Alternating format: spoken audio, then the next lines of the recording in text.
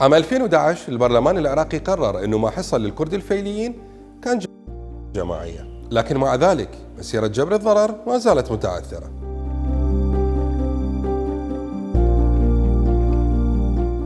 وقضايا المغيبين واستعادة الممتلكات عالقة. عشرات العائلات ما زالت تصارع حتى تستعيد هويتها العراقية وتحصل على أبسط حقوقها.